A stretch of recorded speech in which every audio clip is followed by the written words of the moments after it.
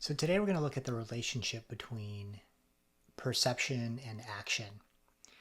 And we'll look at the question of whether action systems in the brain, our actions in the world, influence perception and influence cognition.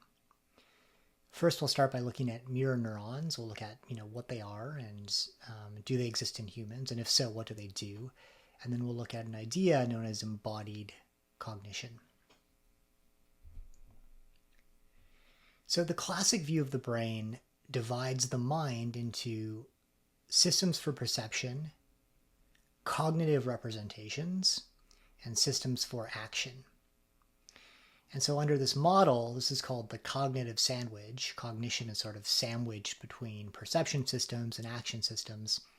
Under this model, perception feeds into cognitive areas, which then think about things, form representations, and drive actions. Now, this model, it sort of feels right, and this is often how cognitive psychology textbooks are set up. So they have different sort of chapters for, perception and cognition and action. But what this model implies, right, is that it suggests that brains are sort of for perceiving. Perception feeds into cognition, which then drives action. So you need perception to get the other things. And fundamentally, I believe that this is wrong. There's a very famous argument that actually brains are for action, and it's action that drives perception. But today we're going to look at, how much these systems interact, and specifically how much action systems influence our perception of the world. So we'll start by looking at motor systems in the brain and mirror neurons. And the first bit of this lecture will primarily be review from introductory psychology. Okay, so primary motor cortex in the brain is just in front of the central sulcus here. You can see it sort of shaded in gray here on this brain. The neurons in primary motor cortex drive movements. So before you make a movement, neurons fire in primary motor cortex and they cause that movement to occur. And we know this for a variety of reasons, but we can show using transcranial magnetic stimulation that if we stimulate primary motor cortex, this will drive movements of the body, right? So if we stimulate primary motor cortex on the left side, for instance, this will drive movements on the right side of the body and vice versa. Now, the other thing we know about primary motor cortex is that it contains a map of the body known as a cortical homunculus. And so the idea here is that different areas of primary motor cortex command movements of, for instance, the hands, whereas other areas command movements of the face, whereas other areas, command movements of like the lower limbs. Now you'll notice that this homunculus is distorted, right? The hands are really big, the face is really big, and what that tells us is that there are lots of neurons in primary motor cortex that command hand movements, and lots of neurons in primary motor cortex that command movements of the face, but, by comparison, fewer neurons that actually command, movements of the feet and the legs. And the reason for that is that the hands can make very fine movements, and the face, the mouth, the tongue can make very fine movements. And so there are lots of neurons driving these parts of the body that can make really, really fine, precise movements. Okay, so just in front of primary motor cortex, there's a part of the frontal lobe known as premotor cortex. This is a diagram of a monkey brain here, and so you can see primary motor cortex in red and premotor cortex in orange here. And premotor cortex is typically distinguished from primary motor cortex because there are fewer sort of direct projections to muscles of the body. So it's harder to drive movements of the body by directly stimulating neurons in premotor cortex. And so we think that premotor cortex is primarily involved in planning movements, right? The intention to move and planning complex movements, among other things. Okay, so this is just background, and now we're going to actually get into mirror neurons and what they are and what they might do. So mirror neurons are a class of neurons that were first discovered in premotor cortex of monkeys in 1992. And they are neurons that seem to have both perceptual and motor properties. Okay, so they are neurons that fire during action. So for instance, here on this image, we can see a monkey picking up food from a tray. And this plot here just shows the amount of firing in premotor cortex neurons. So a lot of firing in those neurons. But these neurons also have perceptual properties. So they fire when the monkey perceives, in this case, a human performing the same action. Okay, so we're seeing firing here from the same neurons, key point, from the same neurons during the observation of action. And this was why they were called mirror neurons, right? Because they're sort of, they fire during action, and they're also firing during the perception of action, sort of mirroring what they see or observe in the world. And critically, these neurons, they seem to come from or derive from experience, right? So when the monkey observes a human doing something that it doesn't, know how to do yet, like picking up food with a pair of pliers, we don't see any firing at all from these neurons. So these are mirror neurons. They were discovered in the early 90s, and they're neurons that have both perceptual and motor properties, right? So right there, we're seeing evidence sort of against this cognitive sandwich idea where we have separate perception and separate motor systems in the brain, right? Here are neurons that seem to have both perceptual and motor properties. Okay, what else do we know about mirror neurons? Well, a lot of work was done examining these neurons in monkey brains, so recording from mirror neurons in monkey brains. And what we've discovered is that they fire during goal-directed actions. So for instance, a monkey reaching to pick up a block, they fire when they observe a human doing the same thing, okay? But they don't fire for like random reaching movements. So they seem to specifically code for goal-directed actions. And even if like the end of the movement is blocked, as long as the monkey understands that the action has a goal, then we see firing in this mirror neuron system. The other thing that was discovered was the existence of auditory mirror neurons. So these are mirror neurons that fire when the monkey performs an action like cracking a nut, and they fire when they hear when the monkey hears that action being performed, like the sound of a nut cracking. So again, these are neurons that have both, seem to have both perceptual and motor properties. Okay, so what do we know about mirror neurons so far? They exist in the frontal lobe of the monkey brain. They're neurons that fire during goal-directed actions and during the perception of similar actions. So neurons that have both motor and perceptual properties. Do these neurons exist in humans? Okay, so we've observed them in the brains of monkeys. Do they exist in humans? Probably, but we're good scientists, and so we need actual evidence. So how might we actually show that these neurons exist in humans? And then if they do, what are they doing, right? What are these neurons doing? They seem to do both perception and action. How does this contribute to cognition? So one way we can get a sense of whether or not humans have a mirror neuron system is to use functional magnetic resonance imaging and just see, are parts of the brain that are active during movement also active during the perception of that same movement. So this is a study from 2006 where they had people making lip and tongue movements. Okay, so moving their lips or moving their tongue, and they used functional MRI to record neural activations during these movements. So we see lip movements here in red, tongue movements here in green, and these are in sort of parts of motor cortex that we would predict that this activity would be in, because we know a lot about where lip areas are and where tongue areas are in motor cortex. We can have people say speech sounds that involve movements of the lips like pa and movements of the tongue like da. And again, we see activity in the same lip and tongue areas. And now the question is, if people hear these speech sounds, pa and da, do we see activity in these brain areas, in these motor areas? And the answer is it's reduced, but yes, we do. So we see a bit of activity in these same motor regions during the perception of actions that involve lip and tongue movements. So some evidence that humans might have something like a mirror neuron system.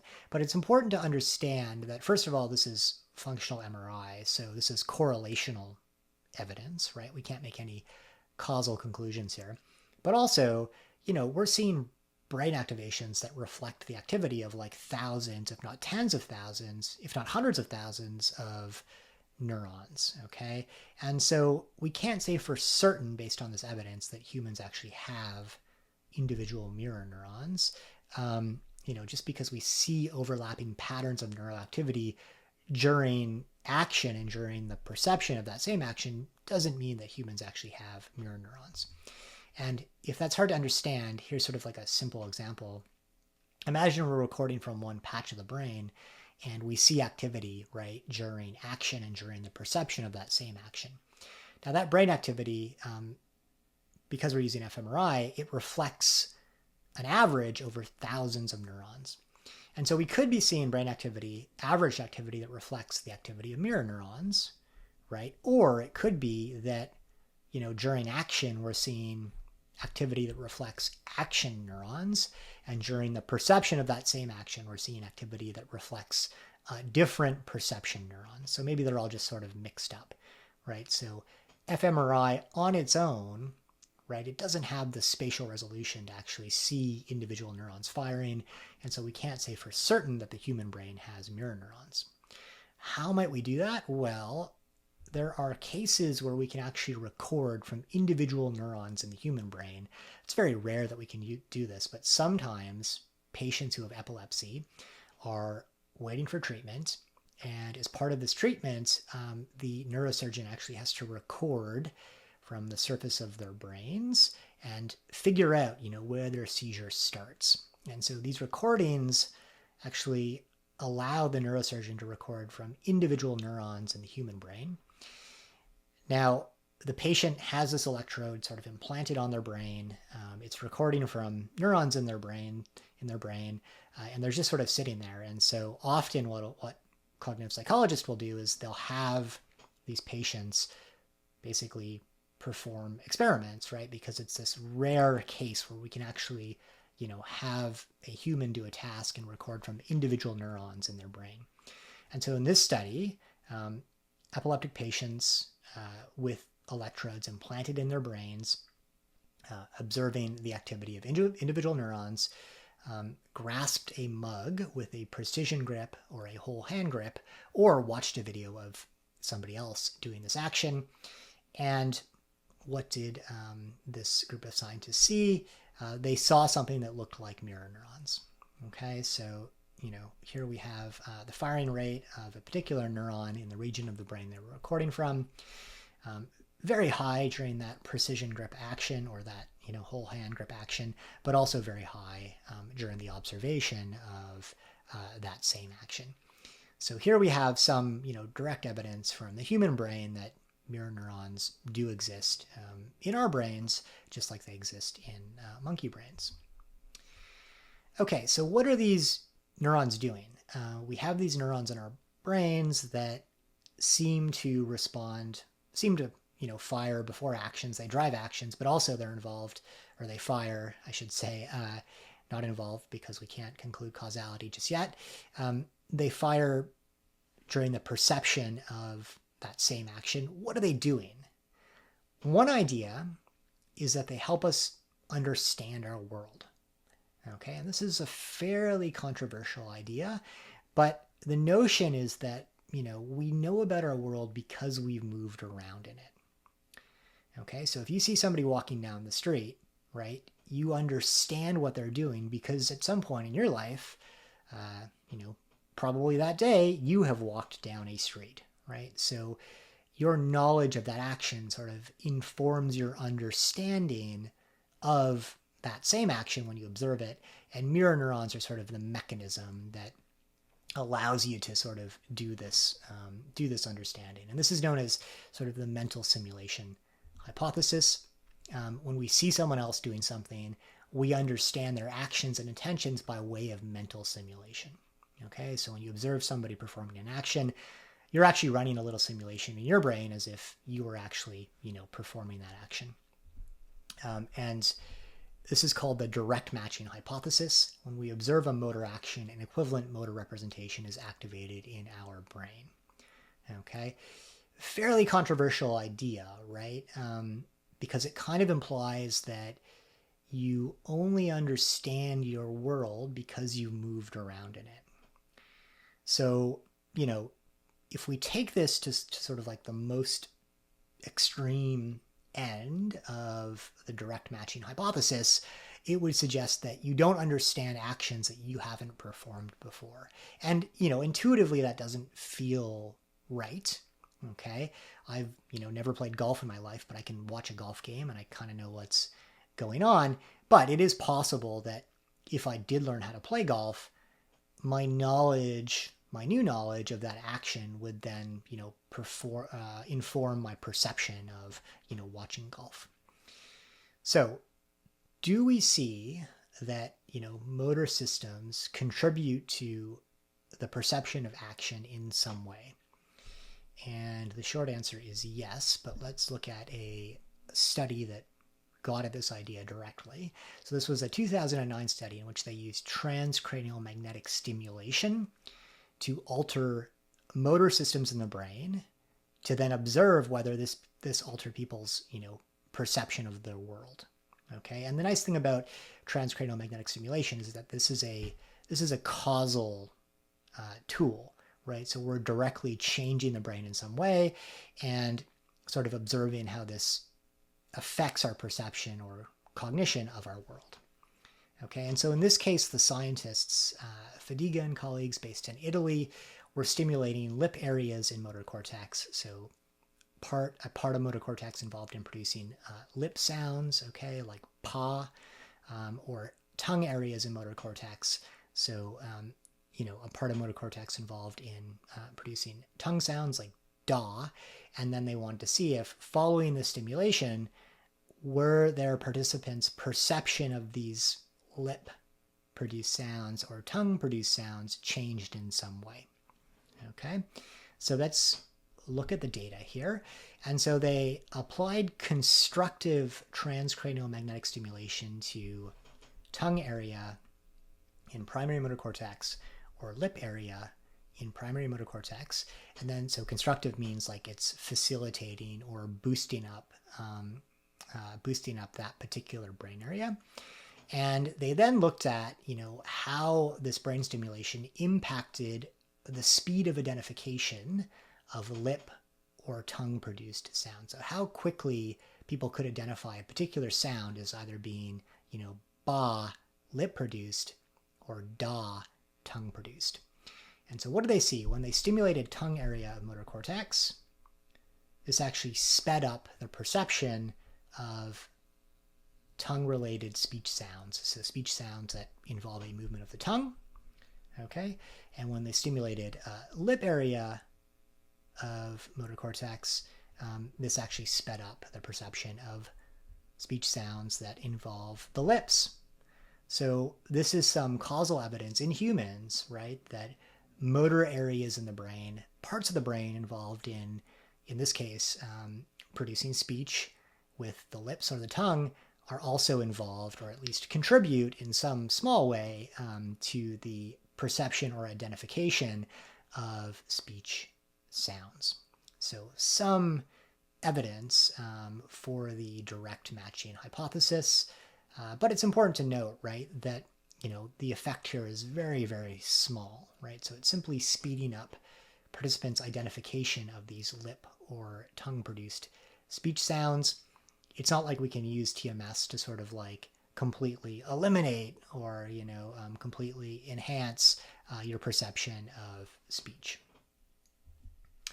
Okay, so here's the summary so far. Here's what we know. Mirror neurons exist in human motor areas. So in our motor systems, we have neurons that are active during action and during the perception of those same actions. In partial support of the direct matching hypothesis, motor areas in the human brain are active during action and also during action observation. We can see this using direct neural recordings from patients or using fMRI. This is correlational evidence. And then again, in partial support of the direct matching hypothesis, this idea that motor systems contribute to our perception of our world, using transcranial magnetic stimulation, we can show, right, that when we stimulate motor areas, this actually changes our perception of actions. And this is causal evidence. TMS is a causal method. So some evidence here, right, that action systems in the brain are contributing to perception or involved in perception in some way. So there aren't like separate perception and action systems in the brain. There's some overlap. There's some sort of mixing between these two systems. Okay, and so that brings us to embodied cognition, which is a very interesting and controversial idea within cognitive psychology. But mirror neurons sort of feed into this theory. And the theory here is that everything we know about the world, okay, comes down to basically simulation in sensory and motor systems. And this is embodied cognition. And I'll give you a few examples here to sort of make this make sense. But think about the color red. Okay, obviously there's a red square on the screen, but close your eyes and think about the color red.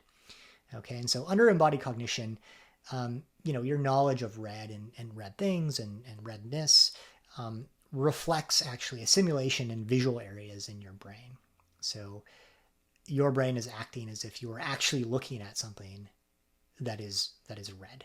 Okay. Similarly, when you perform an action, your understanding, or when you think about an action, your understanding of that action, right, and what you can do with that action, let's say like riding a bike, okay, comes down to a simulation in your brain as if you were actually performing that action right now. This is embodied cognition. So all of our cognition basically reflects our experience, our sensory and motor experiences in our world. So Professor Gregory Hickok at the University of California, Irvine, has a really nice sort of explanation of embodied cognition. Professor Hickok has also a great book that covers mirror neurons and embodied cognition. It's called The Myth of Mirror Neurons. It's a very skeptical take on embodiment and the idea that mirror neurons actually contribute to perception or action understanding in some way. I recommend it. A great book. But as Professor Hickok writes in his book, your knowledge of hammers and how you use them and what they look like is not some high-level cognitive abstraction stored in a neural database distinct from sensory motor systems, but rather it is the sum total of your sensory and motor experiences with hammers. Okay, so you know how to use a hammer, you understand what a hammer is because you've used a hammer at some point in your life. So under embodied cognition, if we take this idea to its most extreme, there really sort of are no cognitive representations separate from perception and action. Everything is just sort of perception and action and, mirror neurons. Is that actually the case? I think the answer is clearly no. But there's some sort of evidence for weaker versions of embodied cognition. There's evidence that the state of our bodies actually affects or influences our perception and our cognition in a very sort of predictable way. So let's look at one study that gets at this idea. And again, embodied cognition, it sort of predicts an interaction between the state of the body and some sort of cognitive ability or perceptual ability. And in Glenberg and Kashak, 2002, they provided evidence for this idea. So they did this by presenting participants with sentences, and participants had to determine as fast as they could with a button press whether or not the sentence made sense. So it's a yes or no button press. And critically, some of these sentences implied movement towards the body, and others implied movement away. And I'll give you an example in a second. Okay.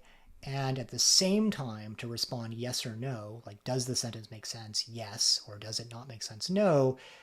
Participants had to either reach away from the body or towards their own body. Okay. So what's happening here is that people are making a judgment about a sentence that either conveys a movement in a particular direction, and at the same time they're moving, right? And the researchers are trying to show an interaction between how their participants are moving their bodies and their sort of understanding of a particular sentence. Now let's do the experiment as if, we were research participants. Okay, so put your arm in a neutral position, move your arm out for yes, so the sentence is sensible, or touch your heart for no, it's not sensible. Okay, so here's an example. You handed Courtney the notebook, so move your arm out. Yes, right? This makes sense. So your movement matches the movement described in the sentence. John handed you the pencil. Move your arm out for yes. Okay, the sentence makes sense. Your movement, though, does not match the movement described in the sentence, right? The movement described in the sentence is in the opposite direction. And so the prediction here is that because you're producing a movement that's opposing what's described in the sentence, your understanding of the sentence will actually be slowed down a little bit. Freeze the ice cubes. So this is an example of a sentence that doesn't make sense, and so you respond no. Andy delivered the pizza to you. So you reach out for yes, this makes sense, but again, your action opposes what's described in the sentence.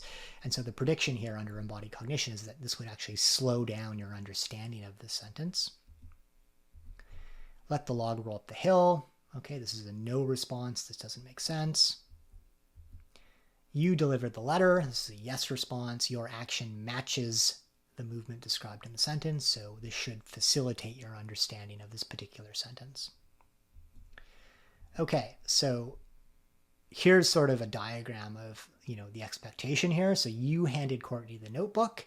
Okay, so participants are reaching out for yes. The sentence describes a movement that's away from the body, and the yes response involves a movement that's away from the body. And so they're predicting a fast response time here. So participants will very quickly say that, yes, the sentence makes sense. Courtney handed you the notebook. Okay, you're responding yes with an outward movement, but the movement described in the sentence is towards the body, so in opposition to the movement that you're making, and so the prediction is a slower reaction time here. Participants will take longer to actually say, yes, the sentence makes sense. Okay, so they also did the reverse situation where people had to make a yes response that was towards their body. Okay, so you handed Courtney the notebook. So this time the yes response is towards your body in opposition to what's described in the sentence. And so your understanding of the sentence should be slowed down under embodied cognition. Courtney handed you the notebook. Okay, the movement in the sentence is towards you. Your response is towards you. And so your understanding of the sentence should be sped up. And so this is what they saw. There was an interaction between participants' understanding of the meaning of the sentences and the action they were performing.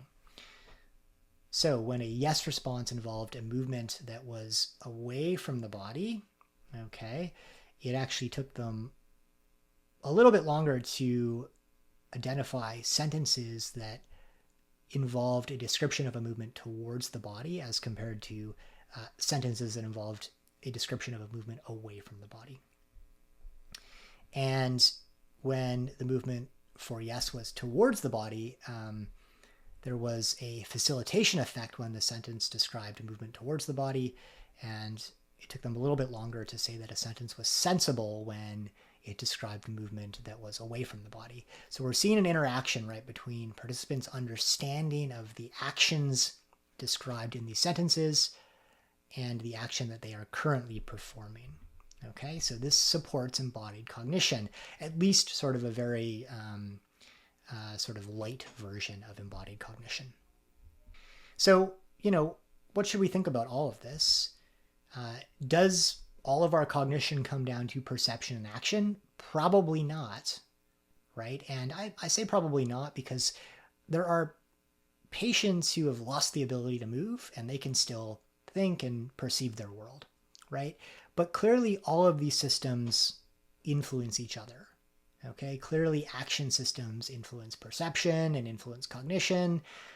Cognitive representations influence perception and action, right? There's top-down effects on how we perceive our world and how we act, right? And clearly, perception drives action and drives the creation of cognitive representations. So all of the representations influence each other, right? It's not as simple as this sort of cognitive sandwich model where perception feeds into cognitive representations, which then drive action. Okay, all of these systems sort of influence each other and shape how we perceive and think. Okay, so let's review today's lecture. So true or false, mirror neurons fire during action and during action observation. So the answer here, of course, is true. Mirror neurons fire during action and the perception of related goal-directed actions. Question 2. When we observe an action, an equivalent motor representation is activated in the brain. This idea is referred to as A, the direct matching hypothesis, B, the embodied hypothesis, C, the motor hypothesis, or D, the Lemaitre hypothesis. So when we observe an action, an equivalent motor representation is activated in the brain.